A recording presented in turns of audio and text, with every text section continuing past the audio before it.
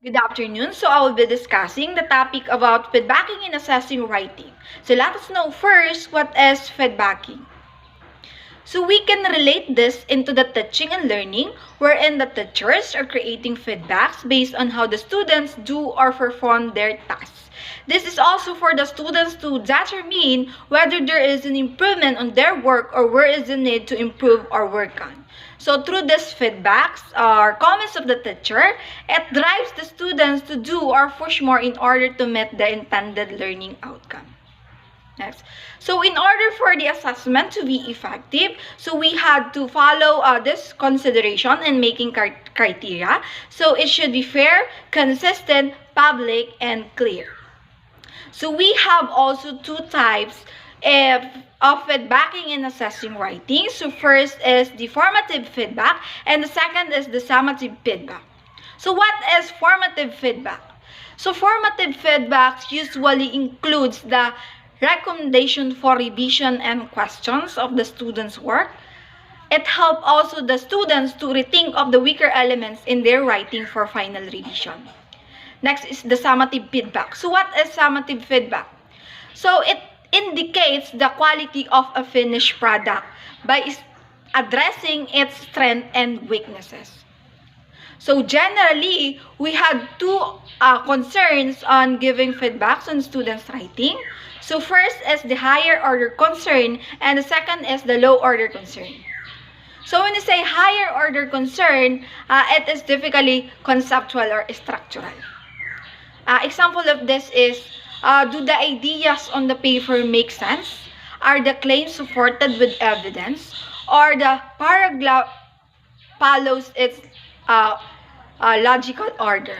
Next is, what is lower order concern?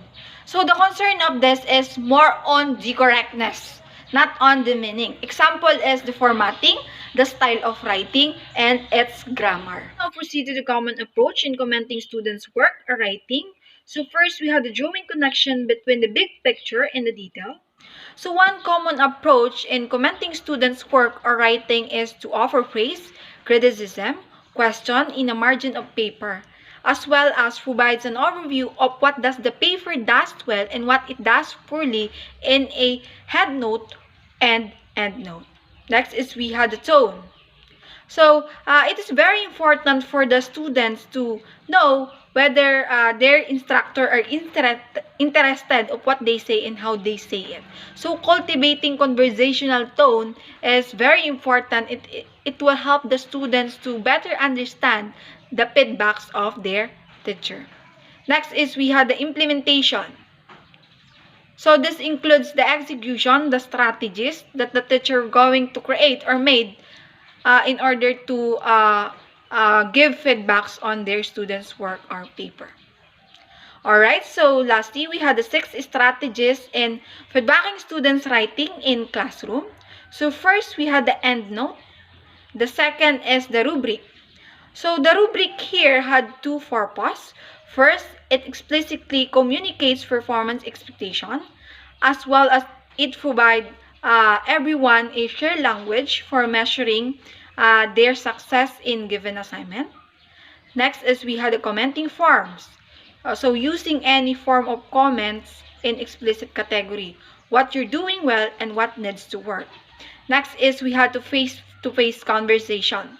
So talking to your students about their papers or about their work can be remarkably efficient to convey your thoughts as well as for them to better understand what you were saying or what you're talking about. Next is we had the screencasting. So if you like the idea of speaking to your student but rather than writing them but cannot see them personal, so you can do the screencasting. And lastly, we have helping students to make an active role in conversation. So this happened when you are replying to whatever question they were asking to you as their instructor. So that's all. Thank you.